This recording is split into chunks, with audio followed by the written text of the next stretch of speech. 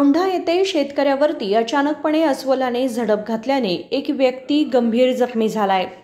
लोंढा रहिवासी प्रभू हा पहाटे सकाळी आपल्या शेताकडे गेला असता अचानकपणे अस्वलाने मागून झडप घातली।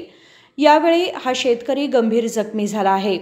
या अस्वलाच्या तावडीतून सुटका करण्यासाठी म्हणून प्रभूने अस्वलावर दगड मारल्याने अस्वल घाबरून निघून गेले। यांच्या या धाडसाने त्यांनी स्वतःचा जीव वाचवला। प्रभू यांना उपचारासाठी बेळगाव जिल्हा रुग्णालयात दाखल करण्यात आले। त्यावेळी त्यांनी KMM मराठीशी बोलताना सविस्तर माहिती दिली। मी रोज सकाळी वॉकला जातोय 6:30ला, मग शेतापर्यंत जाऊन वापस येतो।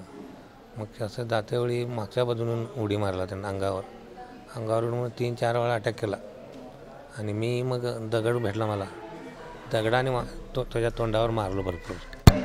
तेव्हा सोडून पळाले। 3 होते ते 3 होते। 6:30 सकाळी 6:30।